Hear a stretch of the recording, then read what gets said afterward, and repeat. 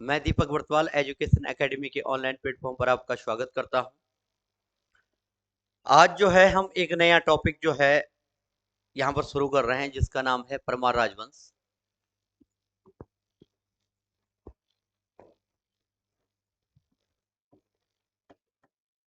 परमार राजवंश, ठीक है। उत्तराखंड का परमार राजवंश।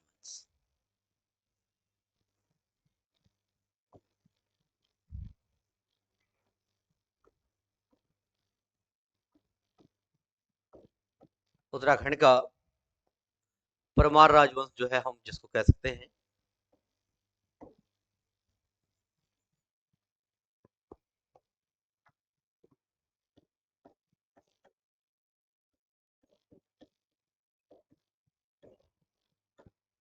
परमार राजवंश, देखिए, परमार राजवंश जो है मध्यकालीन इतिहास का एक जो है बहुत बड़ा हिस्सा गढ़वाल में शासन करने के लिए जो है जाना जाता है ना। और बहुत लंबा चौड़ा जो है इतिहास का माना जाता है। लगभग जो है 688 888 ईस्वी से, और लगभग लगभग जो है ये कह लो आप कि जो है उत्तराखंड में परमार राजवंश का जो संपूर्ण शासन रहा वो 1949 तक 1949 तक रहा। ठीक है, अगर हम टीरी राजशाही को भी इसमें जोड़े तो जो है बहुत लंबा जो है शासन व्यवस्था जो है ये रही है। ठीक है, तो इसके बारे में थोड़ा सा व्यवस्थित पढ़ना जो है अनिवार्य हो जाता है। ठीक है, तो जो हम ये परमार राजवंश पढ़ते हैं, सबसे पहले तो इसकी उत्पत्ति और इसका जो है मूल स्रोत, मूल स्थान जो है कहां से शुरू होता है, ये जो है समझने वाली बात है कि मूल स्थान जो है कहां से जो है परमारों का जो है शुरू स्थान होता है। थोड़ा हम उसके इतिहास के बारे में पढ़ेंगे। तो मैं सबसे पहले उत्तराखंड से बता दूं कि उत्तराखंड के इतिहास में 52 गढ़ों में से एक गढ़ जो है चांदपुर गढ़ हुआ करता था। ठीक है, ऐसा कहा जाता है कि लगभग जो है 675 ईस्वी के आसपास लगभग में पौरव शासकों की शक्ति जो है क्षीण हो चुकी थी। ठीक है, और जब पौरव राजवंश की शक्ति क्षीण हो चुकी थी तो गढ़वाल में जो है परमार राजवंश, ठीक है, 675 ईस्वी के बाद, और कुमाऊं में जो है चंद राजवंश का जो है उदय हुआ। इनके उदय का कारण जो है ये माना जाता है कि परमार राजवंश और ये जो है इस तरीके से आए थे। ये है, तो इसीलिए जो है एक क्वेश्चन तो यहां से बनता है कि पौरव राज उत्तराखंड में पौरव राजवंश के बाद मध्यकालीन किन राजनीतिक शक्तियों को पढ़ा जाता है। तो ये मैंने कत्यूरियों में भी बोला था, कत्यूरी काल को भी हम उसी में पढ़ते हैं, और जो है परमार राजवंश को भी उसी के बाद पढ़ते हैं, पौरव शासकों के बाद, और जो है चंद राजवंश को भी उसी के बाद पढ़ा जाता है ना। तो सबसे पहले जो है पहला क्वेश्चन तो यहां से यही बनता है कि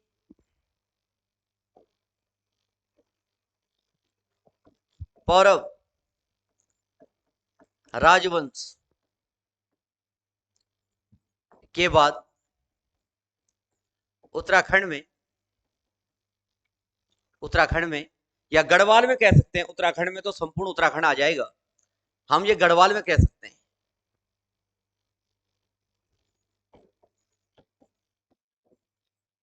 गढ़वाल में 52 गढ़ों का उदय हुआ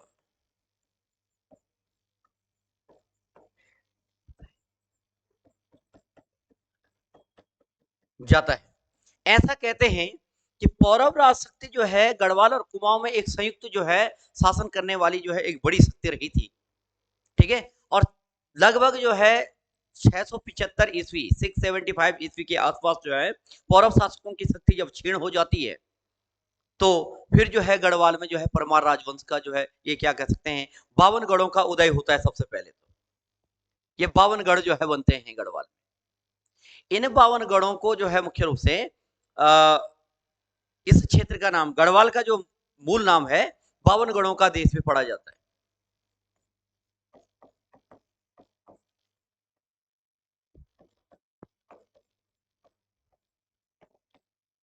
नाम 52 गढ़ों का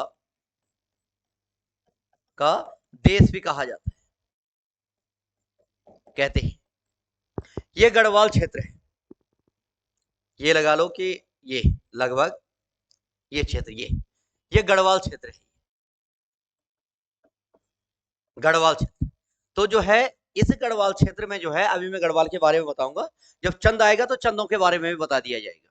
तो इस गढ़वाल क्षेत्र में जो है 52 गढ़ों का जो है उदय होता है। जो 52 गढ़ बनते हैं वो जो है यहीं पर बनते हैं।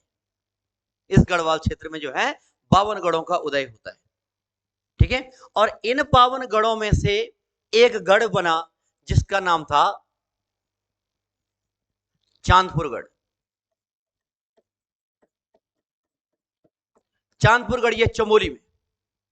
इन 52 गढ़ों में से 52 जो गढ़ थे, इनमें से एक गढ़ जो है बड़ा सम्मानित गढ़, काफी बड़ा गढ़, जिसको जो है काफी प्रतापी गढ़ के नाम से भी जाना जाता है, ठीक है।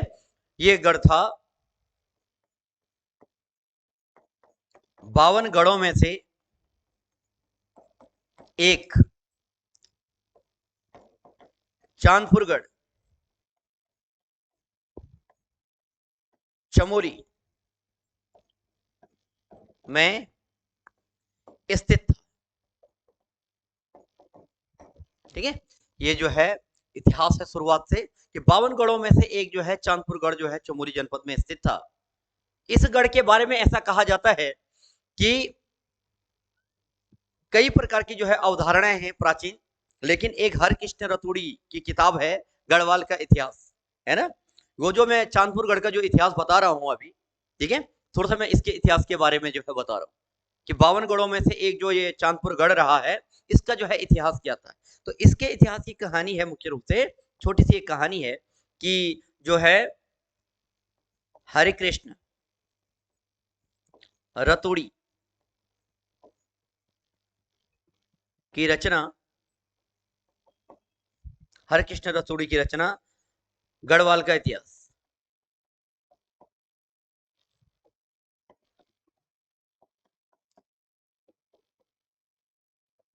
गढ़वाल का इतिहास, हरिकृष्ण रतूड़ी की रचना जो है गढ़वाल का इतिहास में जो है मुख्य रूप से के अनुसार जो है,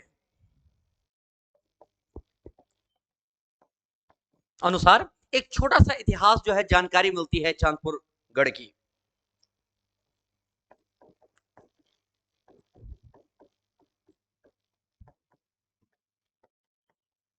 इतिहास पढ़ा जाता है, ठीक है। हरकृष्ण रतूड़ी की इतिहास जो है गढ़वाल का इतिहास, ये क्वेश्चन पेपर में भी आता है बल्कि, कि बताइए कि गढ़वाल का पहला इतिहास जो है व्यवस्थित इतिहास किसने लिखा, तो वो लिखा था हरकृष्ण रतूड़ी ने, ठीक है। टीरी राजशाही में जो है कीर्ति शाह और नरेंद्र शाह के समय में जो है ये पद पर रहे, वजीर के पद पर, और जो है मुख्य रूप से इन्होंने जो है एक किताब लिखी है गढ़वाल के इतिहास। और भी किताबें हैं, मैं आगे बता दूंगा आपको। तो इस किताब के अनुसार जो है ये कहा जाता है कि भाई ये था कि इन्होंने जो है एक कहानी जोड़ रखी है कि एक राजा था क्षेमराज, ठीक है। और बहुत पुरानी जो है कहानी, बहुत प्राचीन कहानी बता रखी है कि राजा क्षेमराज था, बड़ा प्रतापी शासक था क्षेमराज, ठीक है। तो क्षेमराज का जो पुत्र है, क्षेमराज का जो राज्य क्षेत्र था वो दिल्ली के आसपास बताया गया है कि दिल्ली के आसपास जो है मुख्य रूप से ये दिल्ली, इस क्षेत्र में जो है ये राजा क्षेमराज जो है शासन करता था। क्षेमराज ने जो है एक बड़ा क्षेत्र जो है दिल्ली के आसपास का जीता, ठीक है, इस क्षेत्र का जीता। और जो है मुख्य रूप से वो जब यहाँ पर आता है, ये क्षेमराज जो है, इसके एक मंत्री ने इसके साथ जो है धोखा कर दिया। कहते हैं कि उसके एक मंत्री ने, जिसका नाम था विसर्प, क्षेमराज का जो मंत्री था उसका नाम था विसर्प, विसर्प नाम के मंत्री ने जो है इसको जो है क्षेमराज की हत्या कर दी, और अब उसके छोटे से बच्चे को जो है मारने की कोशिश कर रहा था, ठीक है, छोटे से बच्चे को मारने की कोशिश कर रहा था। तो वहां जो है उस राज्य की जो है एक दासी ने, एक बुढ़िया ने बताया कि आपको जो है क्षेमराज की पत्नी को कहा कि आप इस क्षेत्र को छोड़ करके चले जाओ, बद्रिकाश्रम क्षेत्र चले जाओ, वहां जो है ये जो विसर्प नाम का जो मंत्री है, जिसने जो है राजा की जो है हत्या की है, वो जो है कभी नहीं आ पाएगा, ठीक है। तो वो जो है महिला यानी कि क्षेमराज की जो पत्नी है, अपने छोटे बच्चे के साथ जो है गढ़वाल में आ जाती है। गढ़वाल में यानी कि बद्रिकाश्रम आ जाती है इस क्षेत्र में। ठीक है, यहीं पर जो है बद्रिकाश्रम, इस क्षेत्र में जो है ये बद्रिकाश्रम, बद्रिकाश्रम उत्तराखंड। तो ये कह सकते हैं आप कि अब वो धीरे धीरे करके जो है वो बद्रिकाश्रम, ये चमोली में बद्रिकाश्रम जो यहाँ है, यहाँ पहुंच गई, बद्रिकाश्रम पहुंच जाती है। अब पहुंच जाती है तो बद्रिकाश्रम में वो कहते हैं कि दूर दूर तक जो है कोई नहीं रहता था, सिर्फ जो है ऋषि मुनि रहते थे बद्रिकाश्रम में। बद्रिकाश्रम बद्रीनाथ, ठीक है, बद्रीनाथ के आसपास जो है ऋषि मुनि रहते थे। तो वो तो जो है धार्मिक ग्रंथों में भी कहा गया है कि बद्रीनाथ की जो भूमि है ये ऋषि मुनियों की जो है पावन भूमि है, ये तो धार्मिक इतिहास में भी कहा गया है।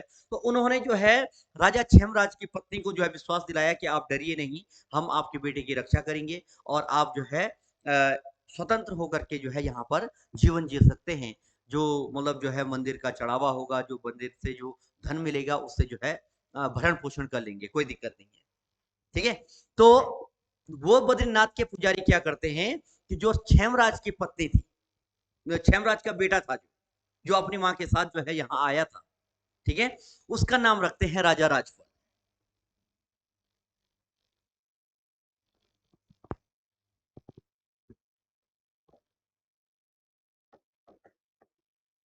चांदपुरगढ़ गढ़ का प्रथम राजा, राजा का नाम मिलता है राजा राजपाल। कौन था? क्षेमराज का जो है पुत्र था, क्षेमराज का पुत्र राजा राजपाल। राजा राजपाल जो है बद्रीनाथ के ऋषि मुनियों ने इसको राजपाल के नाम से नामित किया और जो है इसको जो है बद्रीनाथ का राजा घोषित कर दिया। पुत्र राजा राजपाल को बद्रीनाथ का राजा घोषित कर दिया कि चलो ठीक है भाई, बद्रीनाथ का राजा जो है घोषित कर दिया कि ठीक है, जो है राजा राजपाल जो है मुख्य रूप से, अब ये इस क्षेत्र में जो है कोई राजा है नहीं, तो अब जो है ये राजा जो है शासन करेगा। ठीक है, तो कहते हैं कहानी में ये कहा जाता है कि बद्रीनाथ का जो पहला राजा हुआ वो हुआ था राजा राजपाल, और भानु प्रताप पाल जो है इसी के परिवार का वंश है, अभी वंशावली भी बताऊंगा मैं। ठीक है, तो जो है ऐसा कहा जाता है कि राजा राजपाल जो है को बद्रीनाथ का राजा जब ऋषि मुनि घोषित करते हैं, तो उसी दिन जिस दिन उसका राज्याभिषेक था, उस पर जो है कुमाऊं के जो है किसी क्षेत्रीय राजा ने जो है, सुखवंत नाम के राजा ने हमला कर दिया। ठीक है, तो सुखवंत और जो है राजा राजपाल के बीच संघर्ष होता है, राजा राजपाल जो है हारने लगता है। तो ऐसा कहा जाता है कि उसी समय जो है बद्रीनाथ की तीर्थ यात्रा पर जो है एक राजा विक्रम नाम का व्यक्ति जो है आया हुआ होता है, जो बद्रीनाथ के राजा को हारते हुए देखता है तो तुरंत उसकी मदद के लिए आ जाता है, विक्रम नाम का जो व्यक्ति है। और उसने जो है उसकी सहायता से जो है राजा राजपाल जो है राजा विक्रम की सहायता से जीतता है, जो तीर्थ यात्रा के लिए आया था बद्रिकाश्रम। और राजा राजपाल को जो है उसने संरक्षण दिया था, विक्रम ने कहा था कि भाई आप अगर राजा बनते हैं तो मैं आपका संरक्षण करूंगा और आप पर कोई हमला नहीं करेगा। तो विक्रम जो है मुख्य रूप से राजा राजपाल का एक प्रकार से संरक्षक बन गया, राजा राजपाल जो है पहला राजा बन गया। अब राजा राजपाल के बाद जो है चांदपुर गढ़ में,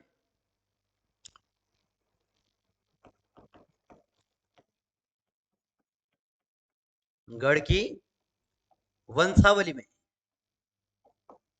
वंशावली के अनुसार जो है ये कहा जा सकता है कि पहला राजा राजा राजपाल, राजा राजपाल, इसके बाद आता है पृथ्वीपाल, पृथ्वीपाल, पृथ्वीपाल के बाद आता है अनंगपाल, अनंगपाल। और हरकृष्ण रतूड़ी ने लिखा हुआ है कि कुछ पीढ़ियों के बाद, कुछ पीढ़ियों के बाद, के बाद बाद चांदपुर गढ़ का, कुछ पीढ़ियों के बाद जो है चांदपुर गढ़ का वास्तविक शासक भानु प्रताप पाल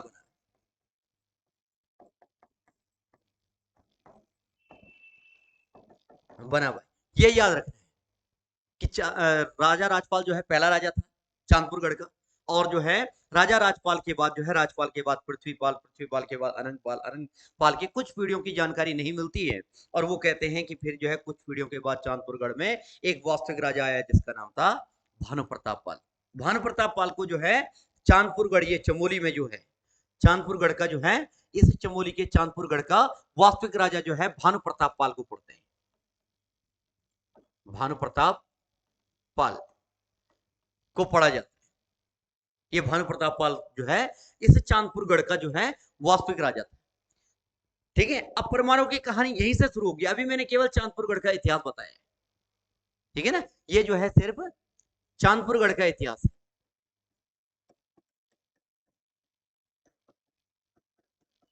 इतिहास है, ये चांदपुरगढ़ का इतिहास है। ठीक है, तो जो है ऐसा कहा जाता है कि भानु प्रताप पाल जो है इस क्षेत्र में शासन करता है। भानु प्रताप पाल की जो है दो बेटियां थी। बड़ी बेटी का विवाह तो जो है विक्रम, जो राजा विक्रम जिसने मदद की थी उसी के कुटुंब परिवार से कर दिया था। ठीक है, लेकिन छोटी बेटी जो है मुख्य रूप से उसका विवाह जो है भानु प्रताप पाल किससे करता है, जो कनकपाल नाम का एक युवक इनके दरबार में आया था। ठीक है, तो भानु प्रताप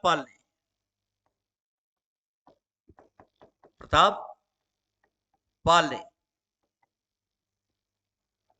अपनी छोटी बेटी का विवाह कनकपाल नाम के जो है एक युवक से किया था। कनकपाल नामक युवक से किया था। कनकपाल नाम के जो है युवक से जो है भानु प्रताप पाल ने जो है अपनी छोटी बेटी का जो है विवाह किया। ठीक है, और जो है इस राजा से, यानी कि जो है जो ये कनकपाल नाम का जो राजा आया था, ठीक है, इसको जो है चांदपुरगढ़ जो है शासन के लिए जो है एक प्रकार से उत्तराधिकार में दे दिया, या हम ये कह सकते हैं दहेज के स्वरूप में दे दिया। ठीक है, तो जो है ये समझ सकते हैं कि कनकपाल नामक यात्री को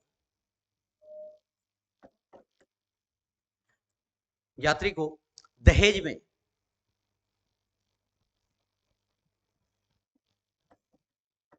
विवाह के बाद जो है दहेज या हम उत्तराधिकार भी कह सकते हैं,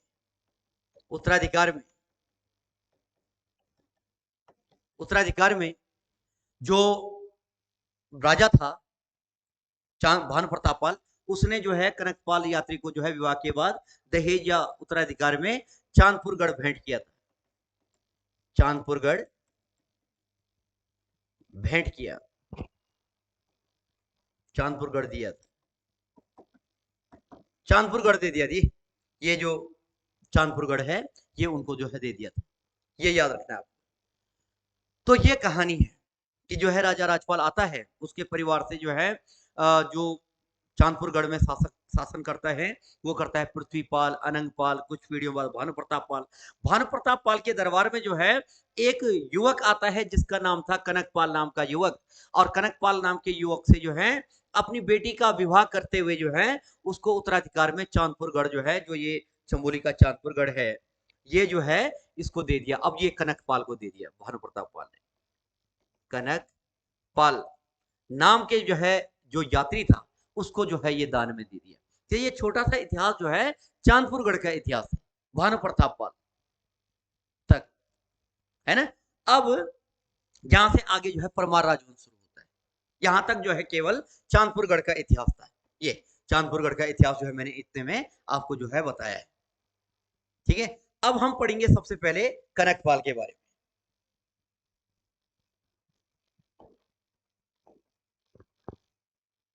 ठीक है, अब यहां से आगे जो है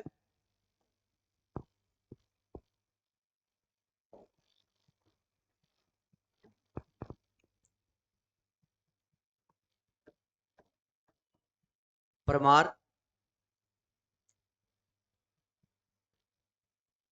राजवंश का वर्गीकरण, परमार राजवंश का वर्गीकरण। ठीक है, तो परमार राजवंश का वर्गीकरण जो है मुख्य रूप से 4 भागों में किया जाता है। अब कनकपाल से हम परमार राजवंश पढ़ते हैं। तो परमार राजवंश का जो वर्गीकरण है, तो सबसे पहले प्रथम परमार काल, परमार काल। ठीक है, प्रथम परमार काल आता है कनकपाल से और जो 27वां राजा था हंसपाल तक।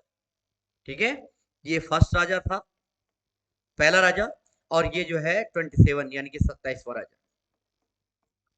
ये तो इतने राजाओं का जो है मुख्य रूप से प्रथम परमार काल पढ़ा जाता है। द्वितीय परमार काल, दूसरा परमार काल जो है पढ़ा जाता है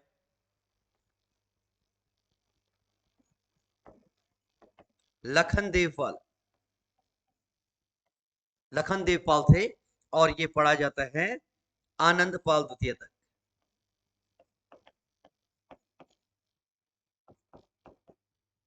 आनंदपाल सेकंड तक। ठीक है, ये था 28वां राजा और ये था 36वां राजा। तो जो है मुख्य रूप से इनको ये पढ़ा जाता है। इसमें तृतीय परमार काल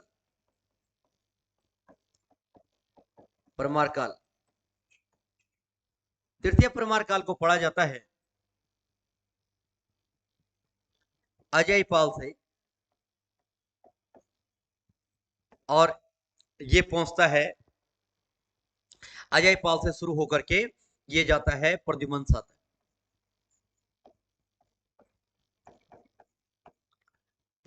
तक। ठीक है, और जो है मुख्य रूप से फिर चौथा परमार काल चतुर्थ, यानी कि ये 37वां राजा और प्रद्युमन शाह जो है 54वां राजा 54। अब मैं चौथा परमार काल आपको बता रहा हूं। चौथा परमार काल जो है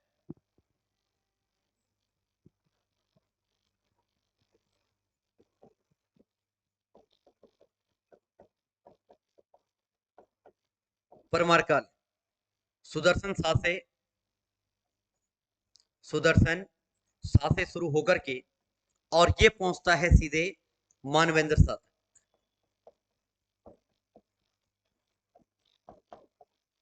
मानवेंद्र शाह तक जो है मुख्य रूप से ये परमार काल पहुंचता है। अब हम अजय पाल के, ये कनकपाल के बारे में मैं तब बताऊंगा, पहले ये वर्गीकरण जो है समझ लेते हैं। ठीक है, चांदपुर गढ़ में अब जो है परमारों का काल जो है शुरू हो गया है कनकपाल के बाद। तो जो है परमारों के काल को जो है मुख्य रूप से ये 4 भागों में जो है विभाजित किया जाता है उत्तराखंड में। ठीक है, तो सुदर्शन शाह जो है 55वें राजा थे, 55वें राजा, और मानवेंद्र शाह जो है 60वें राजा थे। तो जो है मुख्य रूप से ये 4 परमार काल में जो है परमारों का जो है कुल 60 शासकों का वर्गीकरण जो है किया जाता है। अब इनकी विशेषता अलग अलग करने का आधार क्या है? इसको कहा जाता है परतंत्र, यानी कि दूसरे के अधीन जो है शासित राजा, परतंत्र परमार राजा, इनको कहा जाता है परतंत्र, यानी कि दूसरे के अधीन, किसी न किसी को कर देने वाले या स्वतंत्र सत्ता नहीं थी इनकी अपने पास। ठीक है, तो जो है मुख्य रूप से ये जो है परतंत्र दूसरे पर निर्भर रहने वाले, दूसरे के अधीन शासन करने वाले परमार शासक, इनको पढ़ा जाता है प्रथम परमार काल के राजाओं, यानी कि पहले से 27 राजाओं जो है पढ़ा जाता है क्या, प्रतंत्र राजा, ये याद रखना है। दूसरी बात आपको ये याद रखना है, द्वितीय परमार काल, दूसरा जो परमार काल है वो लखन देवपाल से और आनंद पाल सेकंड तक, तो इसको जो है परमारों का प्रथम स्वतंत्र काल कहा जाता है।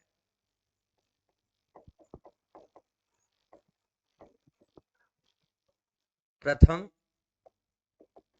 स्वतंत्र काल कहते हैं, ये परमारों का जो है स्वतंत्र काल रहा, ये इसकी विशेषता है ना, तो ये याद रखना है।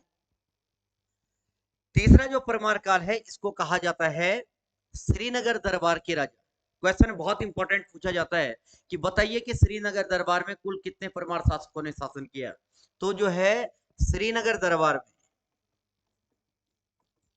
दरबार के राजा ये थे 18 राजा, क्योंकि 37वां राजा जो है अजयपाल श्रीनगर राजधानी लेकर के आता है और प्रद्युम्न शातक जो है 54वें राजा तक, अगर आप काउंट करेंगे तो मात्र जो है 18 राजाओं ने ही जो है श्रीनगर दरबार पर शासन किया, जिसको जो है गढ़वाल राजवंश भी कहते हैं।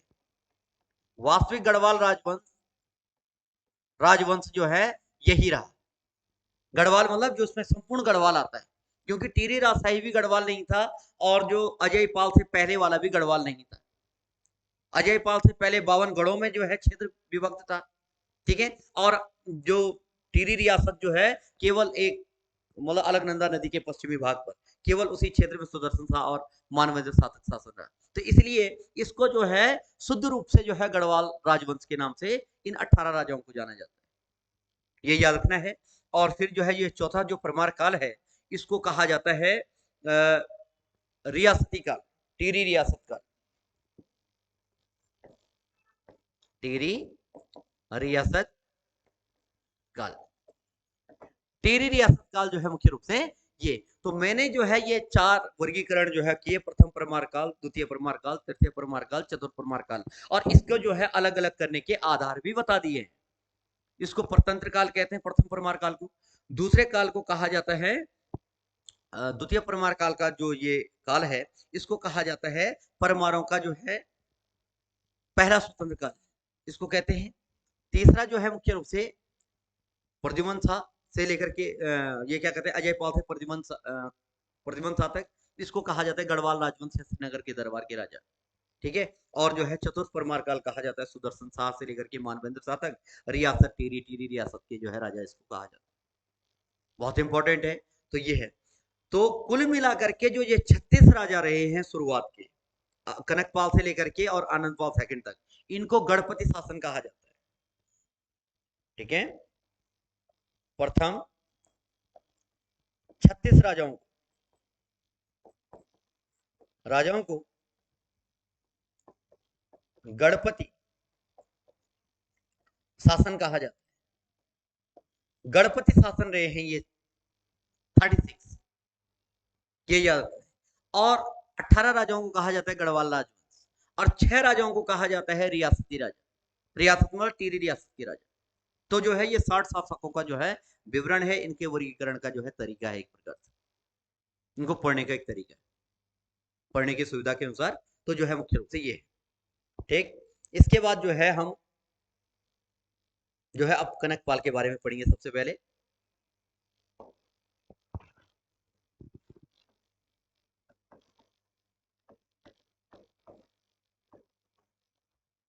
है ना, तो कनकपाल जो है को चांदपुर गढ़ का जो है मूल पुरुष भी कहा जाता है।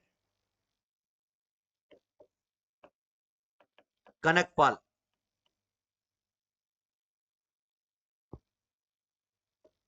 को चांदपुरगढ़ का मूल पुरुष कहा जाता है। मूल पुरुष इसलिए क्योंकि परमारों का मूल पुरुष, यानी कि यहां से जो है कनकपाल ने जो है जब परमार राजवंश की स्थापना की तो वहीं से जो है फिर परमार राजवंश जो है आगे बढ़ा, तो मूल पुरुष जो है उसको कहा जाता है। चांदपुरगढ़ को परमारों का मूल गढ़ कहा जाता है।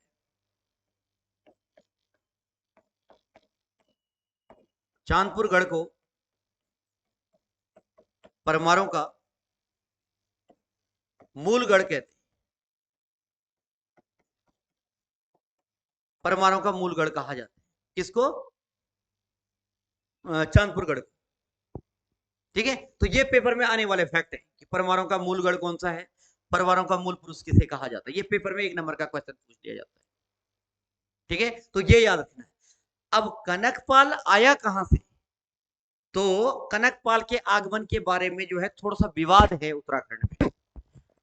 ठीक है, कनकपाल के आगमन के विषय में थोड़ा सा विवाद है।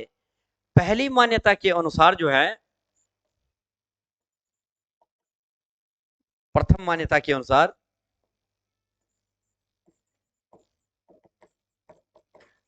मान्यतानुसार कनकपाल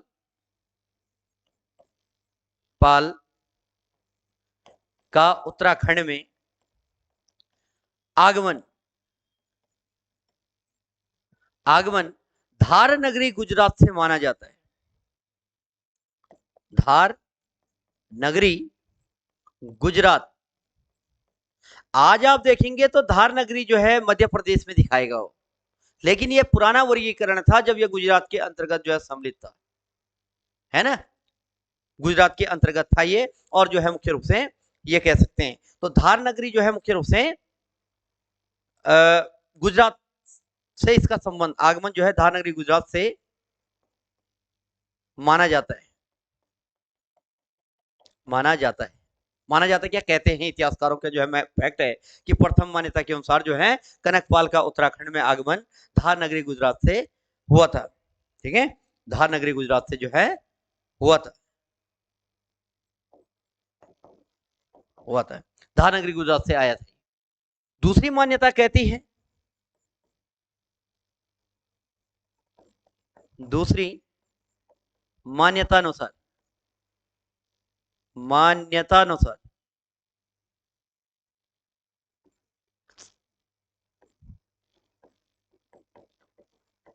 दूसरी मान्यता के अनुसार जो है गुज्जर देश से इसका संबंध जोड़ा जाता है कि कनकपाल का जो आगमन है, मूल स्थान जो है जहां से वो आया था। ठीक है, दूसरी मान्यता के अनुसार कनकपाल का आगमन, क्योंकि वो यात्री था, अब यात्री कहीं ना कहीं से तो आएगा। पहली मान्यता कहती है कि धार नगरी सिर्फ गुजरात से आया था। दूसरी मान्यता कहती है कि भाई ये जो कनकपाल नाम का जो व्यक्ति है, ये जो है गुज्जर देश से आया था। गुज्जर देश के बारे में जो है, गुज्जर देश, ठीक है, मतलब वर्तमान का मालवा क्षेत्र भी कह सकते हैं आप। ठीक है, वर्तमान गुज्जर देश नाम जो है लिखा गया है किताब में, और वर्तमान जो है मालवा मध्य प्रदेश, मालवा मध्य प्रदेश से जो है इसका आगमन जो है बताया जाता है। दो मान्यताएं तो जो है मुख्य रूप से ये है। थोड़ा सा मैप के आधार पर भी मैं आपको जो है समझा देता हूं। ये है जैसे, तो ये है मालवा, ये जो क्षेत्र है, ये जो क्षेत्र आता है इसको जो है मालवा क्षेत्र जो है कहा जाता है।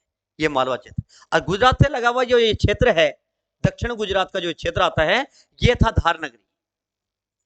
धार नगरी ये पुराना वर्गीकरण, आज जो है नेट पे देखेंगे तो जो है ये मध्य प्रदेश में ही दिखाएगा धार नगरी को, लेकिन पुराने वर्गीकरण के अनुसार जो है ये गुजरात में बताया जाता है। धार नगरी जो है गुजरात का पार्ट था, गुजरात का पार्ट था ये यहाँ पर, और मालवा जो है एमपी का पार्ट है ये। तो जो दूसरी मान्यता है वो कहती है कि मालवा, इस तथ्य को बहुत सारे इतिहासकार जो है मान्यता देते हैं।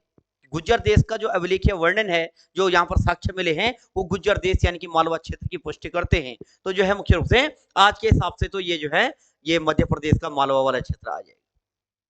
और जो पुरानी मान्यता है उसके अनुसार जो है धार नगरी गुजरात के जो है माना जाता है। हालांकि ये आपस में लगते हुए क्षेत्र है, गुजरात और मध्य प्रदेश का जो मालवा वाला क्षेत्र है ये आपस में जो है सीमा बनाते हैं, तो थोड़ा सा अंतर पर जो है मुख्य रूप से ये पढ़ा जाता है। तो जो है जो कनकपाल का जो आगमन है, मूल स्थान वो जो है धार नगरी गुजरात, और जो है ये।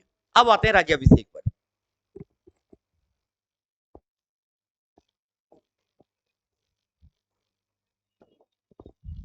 ठीक है, तो इतने पॉइंट आपको जो है कनकपाल के संदर्भ में याद रखने हैं। इसके अलावा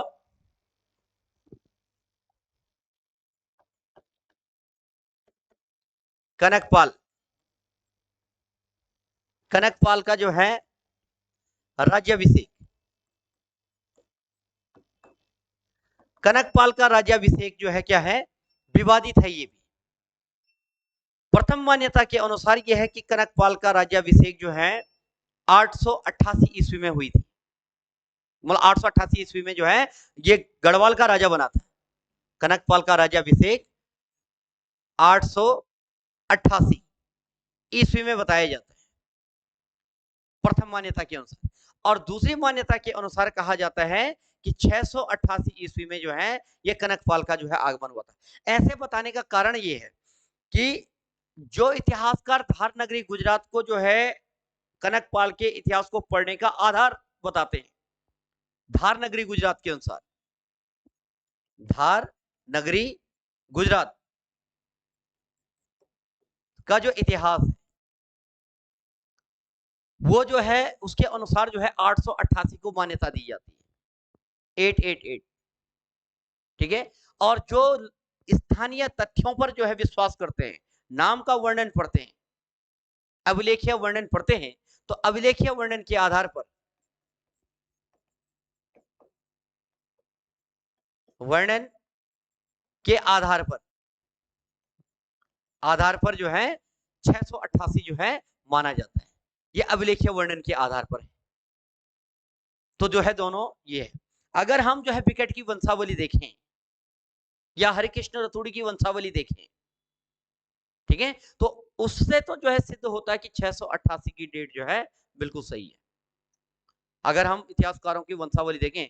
क्योंकि विकेट की भी और हरिकृष्ण रतूड़ी जो पुराने इतिहासकार हैं उनकी वंशावली के अनुसार जो है कनकपाल के बेटा जो श्यामपाल था उसका जो कार्यकाल है वो 688 के अनुसार सही बैठता है, क्योंकि उसका जो कार्यकाल है वो 722 से लगभग शुरू माना जाता है।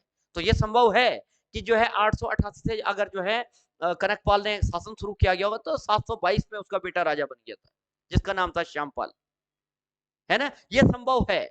लेकिन अगर हम 888 को जो है आधार मानते हैं तो पूरी मान्यता ही खराब हो रही है। 722 में फिर श्यामपाल पिता से पहले बेटा कैसे आ जाएगा, नहीं आ सकता गद्दी पर। ठीक है, तो जो है मुख्य रूप से तो इस मान्यता के तुलना में जो है ये ज्यादा सही माना जाता है। हालांकि मैंने दोनों लिखवा दिए हैं, आपको दोनों डेट जो है याद रखनी है, पर विवादित है थोड़ा सा, तो ये जो है मुख्य रूप से आपको याद रखना है। दूसरी बात जो है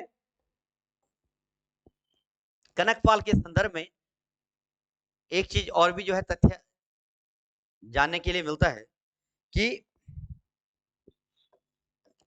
कनकपाल, पहला राजा कनकपाल और 24वां राजा सोनपाल को स्वर्णपाल की उपाधि भी दी जाती है।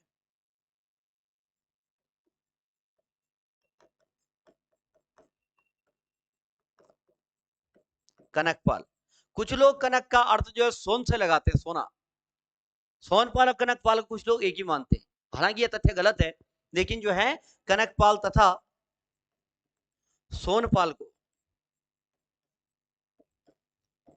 को संयुक्त रूप से स्वर्णपाल स्वर्णपाल कहा जाता है। स्वर्णपाल की जो है उपाधि दी जाती है इन दोनों राजाओं को भाई संयुक्त रूप से, ये याद रखना है। अगली बात आपको जो है ये याद रखना है कि कनकपाल से संबंधित जो है एक गढ़ का वर्णन मिलता है, कौनपुर गढ़, चांदपुर गढ़ के ही पास चमोली में। ठीक है, एक कौनपुर गढ़ का जो है मुख्य रूप से उल्लेख मिलता है चमोली में। यही चमोली में जो है एक स्थान है ठीक चांदपुर गढ़ के ठीक उत्तर में। ठीक है, और इसको कहा जाता है कौनपुर गढ़। तो जो है ये चमोली में ही जो है एक कौनपुर गढ़ के अवलेख या भग्नावशेष कहा जाता है, लेख मिला है वहां से। तो उसके जो है कनकपाल, अगर पूछा जाएगा कि कौनपुर गढ़ अभिलेख का संबंध जो है किस राजा से है, तो वो है कनकपाल से, कनकपाल की जानकारी देता है। तो कौनपुर का अर्थ जो है कनकपाल से ही लिया जाता है।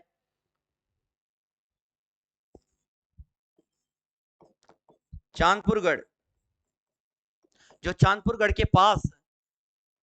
के पास एक कौनपुर गढ़ अभिलेख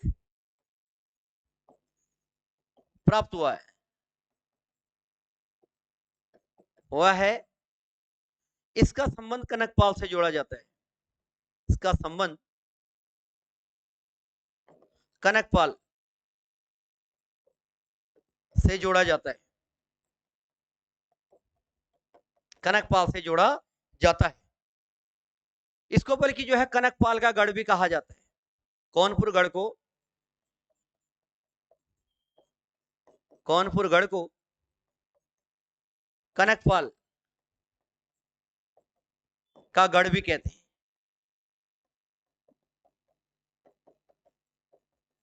जाता है। तो ये चीजें आपको जो है कनकपाल के बारे में थोड़ा सा याद रखनी है, ध्यान रखना है कि भाई जो है, जो सबसे पहली बात तो ये है कि पहले मैंने चांदपुरगढ़ का जो है इतिहास आपको बताया। चांदपुरगढ़ कहाँ था, किस जनपद में था, प्रथम राजा कौन था, वंशावली कहां से कहां तक आई, ठीक है, अंतिम राजा कौन था, ये मैंने आपको बताया यहां पर। फिर जो है कनकपाल का आगमन होता है चांदपुरगढ़ में, और भानु प्रताप पाल जो है उसको अपना उत्तराधिकारी बना देता है, अपनी बेटी का विवाह करते हुए कनकपाल को उत्तराधिकारी बना दिया। तो अब कनकपाल से जो है, कनकपाल को जो है परमार राजवंश का मूल पुरुष कहा जाता है, और परमार राजवंश को जो है इन 4 भागों में जो है विभाजित किया जाता है। उनकी विशेषताएं भी मैंने लिखी हुई हैं, आप समझ सकते हैं। और जो है मुख्य रूप से कनकपाल की मैंने जानकारी दी कि कनकपाल जो है मुख्य रूप से मूल पुरुष इसको कहा जाता है, और मूल गढ़ जो है चांदपुरगढ़ को कहते हैं। किस गढ़ को कहा जाता है, पेपर में आता है।